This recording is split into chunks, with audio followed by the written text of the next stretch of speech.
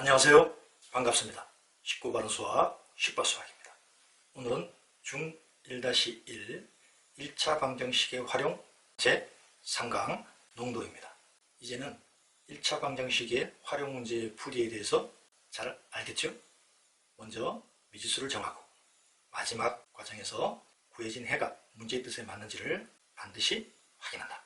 식을 세울 때 그림, 도형을 이용해서 내용을 좀 더 편하게 잘 파악하자. 농도에서도 똑같이 적용됩니다. 또 하나, 거리, 속력, 시간 유형에서 거리, 속력, 시간의 관계식을 먼저 알아야 했죠?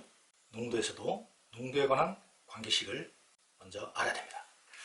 소금물의 농도는 소금물의 양분의 소금의 량 곱하기 100. 이때 100을 곱하는 이유는 중학과정까지의 농도는 보통 100분율로 나타내기 때문에 100을 곱하는 겁니다. 소금의 양은 소금물의 양 곱하기 100분의 농도입니다. 학생들 중에서 농도식은 너무 어려워요. 그렇지 않습니다.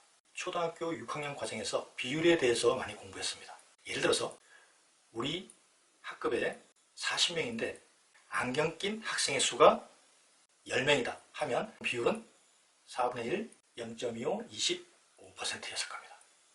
똑같아요. 소금물의 농도는 전체분의 부분.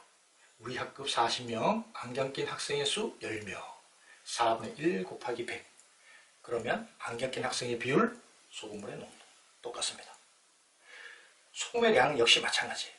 소금의 량 곱하기 100분의 농도를 하면 소금의 양이 나오는데 우리 반에 안경 낀 학생의 수는 그러면 전체 학생 40 곱하기 100분의 우리 반에 안경 낀 학생의 비율 25%, 25. 그러면 학생 수 10명이 나오겠죠. 결론적으로 농도에 관련된 식은 비율을 생각하면 쉽게 파악할 수가 있습니다. 또 그림을 그리는 것 역시 간략하게 비커를 그려주고 소금과 물과 그것을 섞은 소금물을 구별해서 그리자. 위에는 농도. 소금이니 당연히 농도는 100%겠죠. 물은 소금이 없으니 0%겠고. 예를 들어서 소금 20g과 물 480g을 섞은 소금물 500g 같은 경우 4%가 어떻게 나왔을까요? 소금물의 농도, 소금물의 량 분의 소금의 량 곱하기 100, 4%. 대부분의 책에서는 이 무게를 여기다가 적어요. 비커 안에. 그런데 그것은 인쇄물이기 때문에 깔끔해서 그 내용이 파악이 되지만 직접 손으로 그리는 학생 입장에서는 그 내용이 불분명하게 나타나는 경우가 많아요. 따라서 선생님이 권해주는 방법은 분명하게 나타나기 위해서 무게를 이 밑에 적자라는 겁니다. 문제를 통해서 확인해 가도록 하겠습니다. 문제 1. 5%의 소금물 240g과 10%의 소금물을 섞어서 7%의 소금물을 만들었다. 이때 10%의 소금물의 양은 미지수는 10%의 소금물이 되겠죠? 그림을 그립니다. 비커를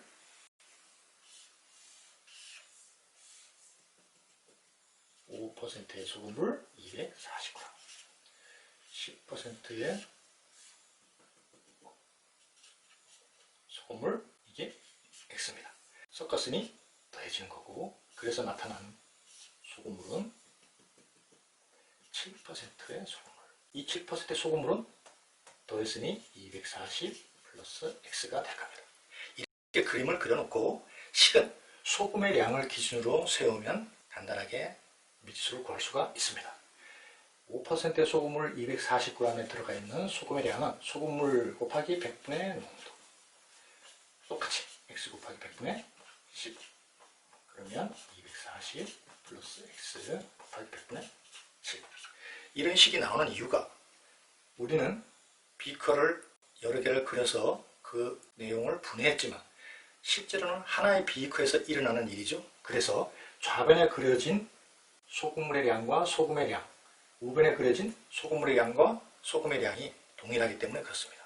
식을 정리하는데 분수계수를 정수계수로 만들기 위해서 편하게 양변에 100을 곱합니다.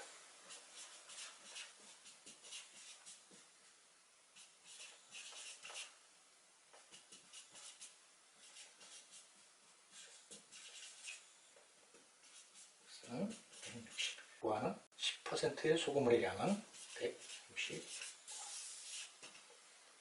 그렇게 어렵지 않죠? 문제 2번.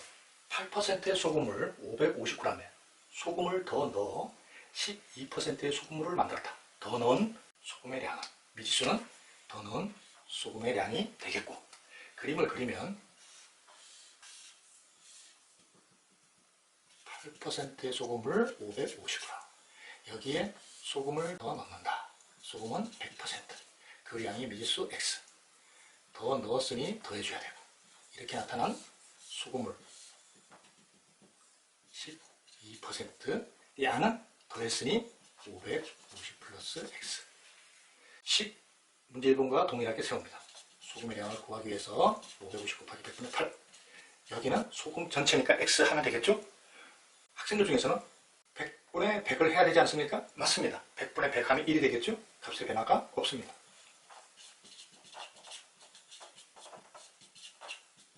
양변에 100을 곱합니다. 간혹 x에다가 100을 안 곱해주는 학생이 있는데 꼭 곱해야 됩니다.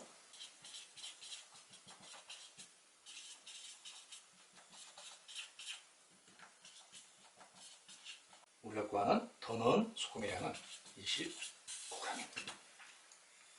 문제 3번. 9%의 소금물 300g이 있다.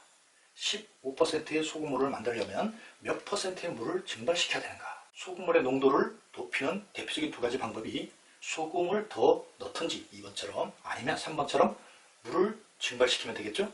두 가지 문제 유형을 다 확인하는 겁니다. 이 증발되는 물의 양을 미지수 x, 그림을 그립니다. 9%의 소금을 300g,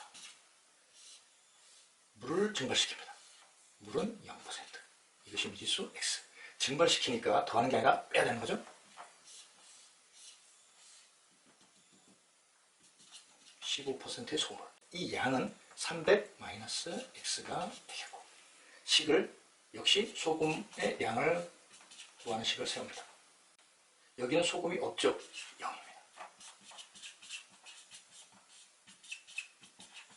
양변에 100을 곱해줍니다.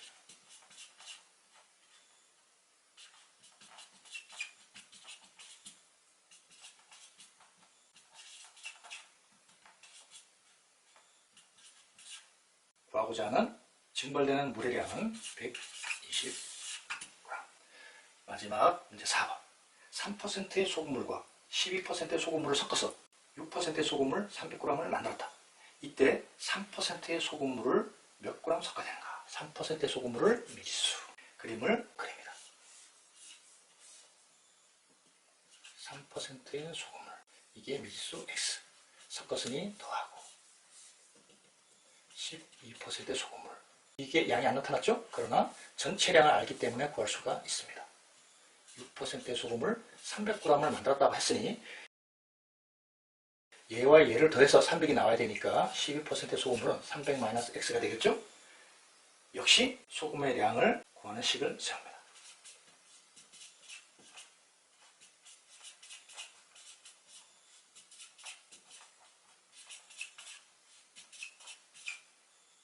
양변을 100을 곱하면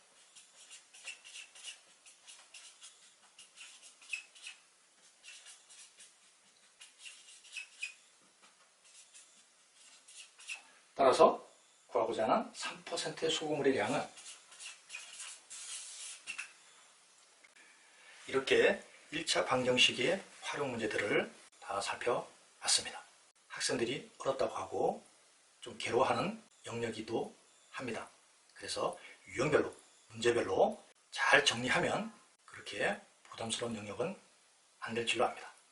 이제 중학교 1학년 1학기의 마지막 단원, 그래프와 비례에 들어가게 됩니다. 다음 시간은 그 제1강 순서성과 좌표입니다. 수고 많았습니다.